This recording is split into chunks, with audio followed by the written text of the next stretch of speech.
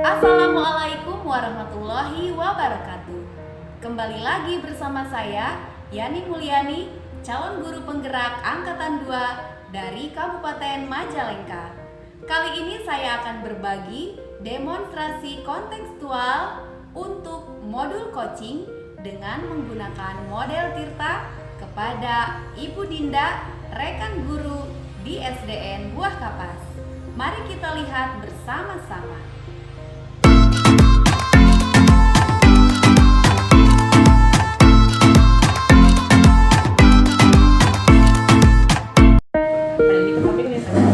Halo Bu Dinda. Ibu, ada apa, Lagi Bu? apa tuh? Ini lagi sedikit lah. Boleh minta waktunya sebentar? Boleh, ada apa? Nggak lama kok, 10-15 menit. Iya, boleh. Jadi gini, akhir-akhir ini semenjak dilaksanakannya pra tatap muka terbatas itu, kok kayaknya saya, mohon maaf nih ya Bu ya, Kenapa? kayaknya Bu Dinda tuh bad mood banget. Kalau misalkan abis dari kelas tuh kayak kesel gitu. Soalnya anak-anaknya beda, Bu, kalau sekarang. Beda gimana? Kayak gimana ya, belajarnya tuh kayak males, kurang semangat gitu siswanya. Kira-kira mereka kenapa ya? Mungkin karena kelamaan di rumah kali ya, Bu? Kelamaan di rumah belajarnya. seperti itu. Bisa diceritakan bagaimana sih anak-anak berbedanya?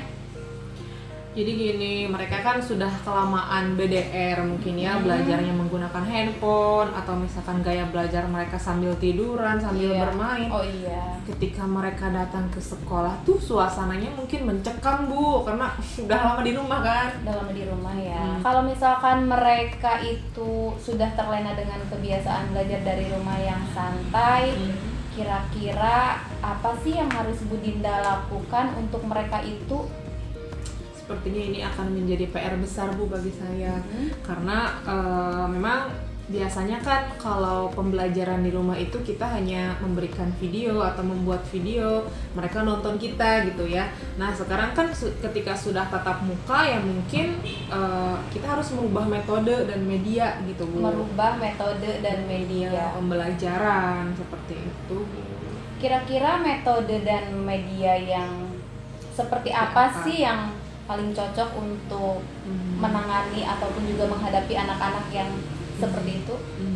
Kalau dilihat dari kasusnya sih kan mereka terlalu banyak main game mungkin ya, Bu, ya di rumah. Ya bisa jadi sih. Jadi, nah ya PR bagi saya sih ya itu, Bu, membuat suatu game yang mungkin dari mengandalkan IT atau enggak kita buat game yang tradisional namun melibatkan mereka semua gitu. Jadi pembelajarannya menyenangkan gitu. Menyenangkan.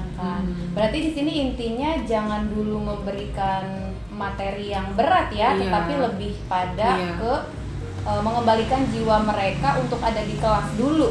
Iya betul, Bu. Mereka tuh yang biasanya aktif di kelas sebelum BDR, ketika di BDR juga mereka antusias. Nah setelah mereka kembali ke sekolah, mereka itu ternyata kurang gitu semangatnya, kayak loyo atau misalkan disuruh maju ke depan gak ada inisiatif, atau disuruh juga mereka nggak mau gitu, males sepertinya. Begini ya, kemarin kan pembelajaran tatap muka kita itu udah mencoba 3 hari ya, kalau nggak salah 3 hari untuk setiap anak itu.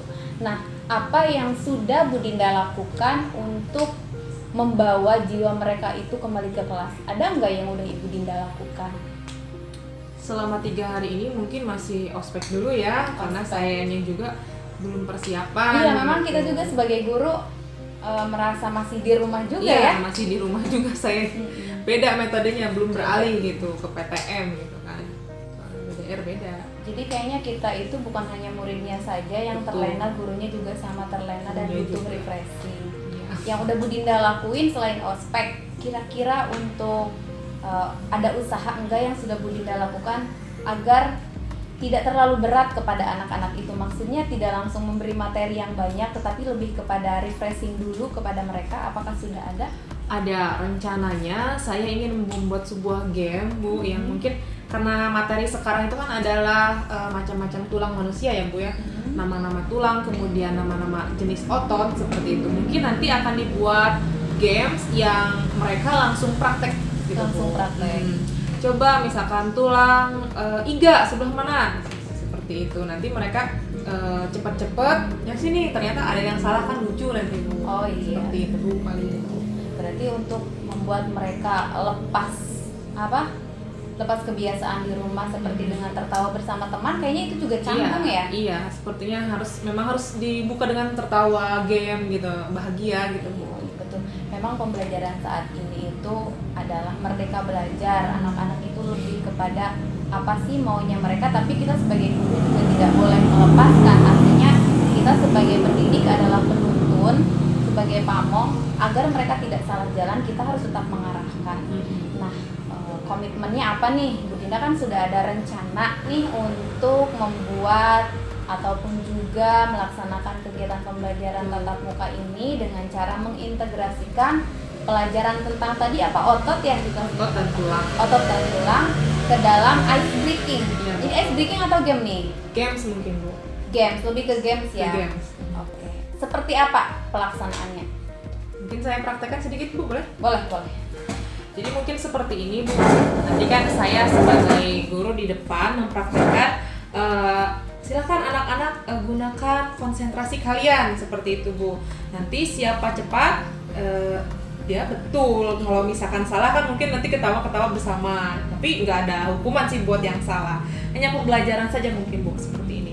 Nanti anak-anak berbaris kan Bu. Nah lihat ke depan. Coba pegang tulang lengan atas. Nanti mereka seperti ini atau bagaimana. Mungkin ada yang di sini, ada yang di sini. Nanti diluruskan oleh gurunya. Oh, betul. Coba tulang leher seperti ini. Nanti misalkan sayanya menyebutkan cepat gitu Bu. Nanti mereka pasti ketawa-ketawa. Seperti itu mungkin. Hebat sekali Bu Dinda, berarti itu juga melatih konsentrasi dulu ya? Konsentrasi supaya jiwa mereka kembali dulu. Oke, berarti itu sudah bagus sekali Bu Dinda. Semoga rencananya Bu Dinda untuk memberikan pembelajaran yang merdeka kepada murid Bu Dinda itu dapat terlaksana dengan baik. Dan ngomong-ngomong nih, pembelajaran tatap mukanya kita kan baru verifikasi Dinas Pendidikan ya. Mudah-mudahan itu bisa terlaksana dan kita segera melakukan pembelajaran tatap muka agar anak-anak Indonesia ini menjadi anak-anak yang pintar.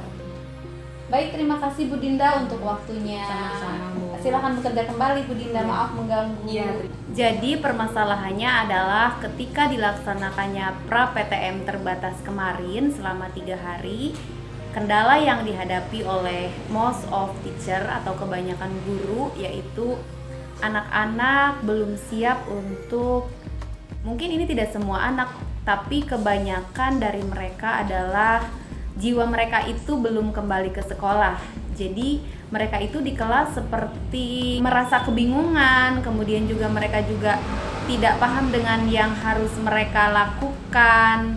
Karena kan hampir kurang lebih 2 tahun ini mereka belajar di rumah, otomatis sosialisasi mereka bersama teman-teman juga akan berkurang dan tidak seperti biasanya, tidak sedekat jika pembelajaran ini dilaksanakan di sekolah. Jadi kebanyakan anak-anak itu hanya diam di tempat duduknya, tidak banyak berkomunikasi dengan teman-teman kecuali anak-anak yang memang jarak rumahnya itu dekat dan biasa berkomunikasi.